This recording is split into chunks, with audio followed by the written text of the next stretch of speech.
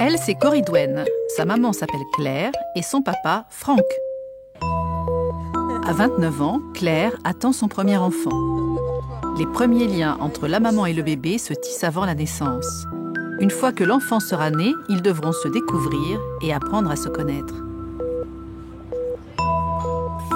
Et c'est en compagnie de sa maman qu'elle fait ses derniers achats pour préparer l'arrivée du bébé. C'est assez marrant parce qu'en fait, ça fait un peu la même impression que quand votre enfant commence à marcher. Vous savez, c'est des étapes comme ça. Et puis là, Claire attend son bébé. Donc, c'est aussi émouvant que quand on les voit marcher la première fois, ou qu'il y a la première dent, ou que c'est le premier diplôme. Donc, là, c'est très joli ce que tu viens de dire. Ah ouais? Ouais. Et ça, c'était la version Chapelle. Cette petite escapade à deux est pour Claire et sa maman l'occasion de partager un moment de complicité autour de l'enfant à venir. Au restaurant, bébé se manifeste et s'assure d'être au centre de l'attention. C'est bon.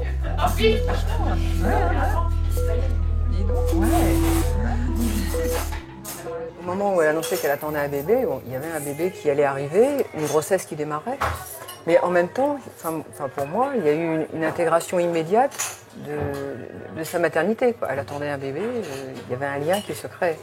Ça a été immédiat, et puis doucement, au fur et à mesure des étapes, ça devient quelque chose de beaucoup plus présent, de beaucoup plus actif. C'est vraiment quand il a bougé que j'ai pris conscience qu'il y avait un être autonome et indépendant qui allait être là et qu'on allait pouvoir communiquer avec lui et partager des choses avec lui. Je pense qu'il y a un début d'attachement qui commence déjà à se partager peut-être à travers ses sensations, que ce soit la voix, ou le toucher, ou des choses comme ça, où effectivement je reconnais des choses, donc il y a un lien qui se crée. Non, tu le sais, je suis ta maman. Pascal Rossigneux-Delage est psychologue à la maternité des Lilas. Je pense que la qualité des liens qui s'établit déjà pendant la grossesse va être annonciatrice des liens après la naissance du bébé. Déjà, c'est toujours pareil, quand on se connaît, qu'on connaît déjà quelqu'un qui arrive chez vous, vous savez déjà qui arrive, qui est là, vous pouvez bien l'accueillir. Claire se rend chez son amie Sophie, qui doit lui donner quelques jouets ayant appartenu à sa fille. Les journées de Claire sont rythmées par son bébé, pas encore là, mais tellement présent. Alors, qu'est-ce qu'elle a? Parce que Catherine, elle a mis de côté des trucs. J'aime beaucoup sa tronche. Tout ce qui est jouet un peu tout doux comme ça, un peu tout mou, un peu...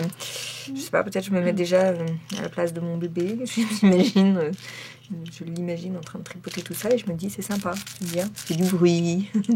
Pour Claire, la communication avec son bébé est avant tout tactile. Et là, il est coincé en haut.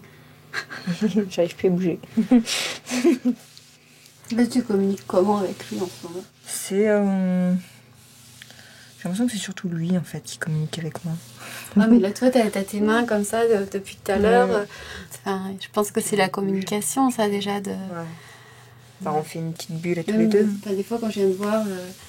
il a son petit nom, son petit surnom. Piochoun. Voilà, Piochoun. Des fois, pendant 2 heures, il n'a pas arrêté de donner des coups de pied dans tous les sens, des choses comme ça. Et Franck arrive, qui pousse ses mains, qui parle tout doucement contre le ventre, des choses comme ça. Et ben, d'abord, c'est efficace. C'est vrai. Et puis, je pense qu'il se passe déjà quelque chose entre eux. Donc, au moment où il va sortir, il va forcément garder une trace de ça. Le père est un père, c'est pas une deuxième mère. Il a une place particulière, il a cette place de grande enveloppe, de carrure de tendresse, de force, qu'il peut donner à la diade mère-enfant. Fin de journée à la piscine pour une préparation à l'accouchement avec Franck, son compagnon.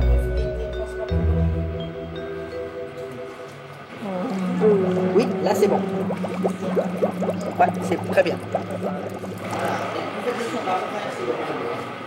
Je sais pas pourquoi je suis attachée autant à cet enfant en fait. C'est venu petit à petit en plus, c'était pas forcément là tout de suite. Je pense que c'est vraiment à partir du moment où je l'ai senti bouger tous les jours, régulièrement et tout ça, et j'ai pris conscience qu'il était là. C'était le nôtre. C'était nous qui l'avons fait.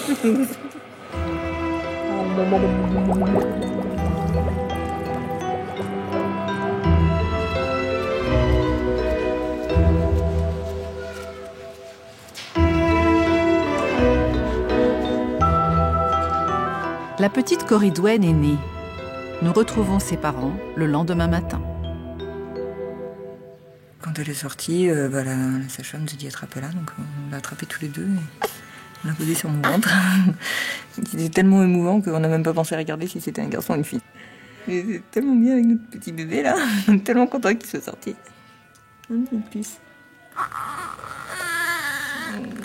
C'est dur.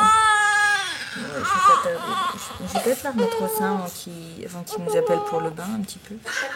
Premier jour, premier bain. Qui c'est qui va tenir le bébé dans l'eau? Papa, maman? Allez, vas-y, je le ferai demain. N'hésitez pas à plonger sa tête un tout petit peu plus dans l'eau. Oh là là, c'est dur ce qu'on me fait subir là. Oh là là là là là. Si jamais petit bout continue de pleurer dans le bain et qu'il ne se calme pas, essayez c'est de lui coller les pieds à la paroi. Ce qui va lui rappeler en fait à l'intérieur de votre bidon. D'accord. Et ce qui va le rassurer en fait. Donc on essaye après. Premier jour, premier lien. Coridwen a fait naître une maman. Ça me stresse quand elle pleure comme ça.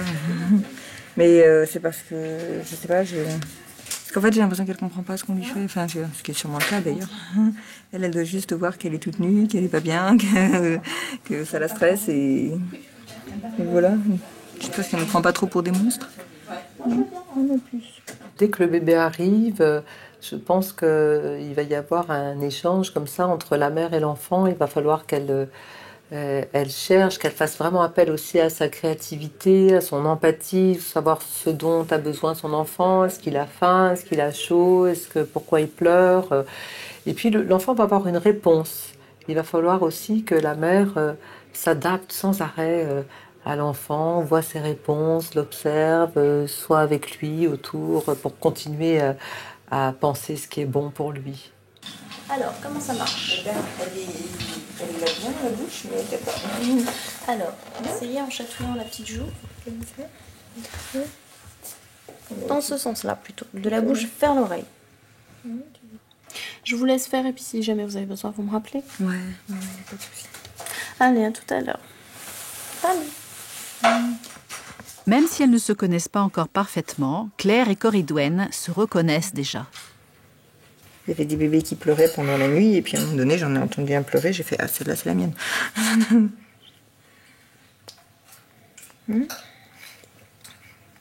Je pense que là il y a quand même pas mal de gens qui prennent Coridwen dans leurs bras. Et je pense que quand moi je la prends dans les bras, j'espère qu'elle se dit ah, celle-là c'est la mienne. Ah non plus.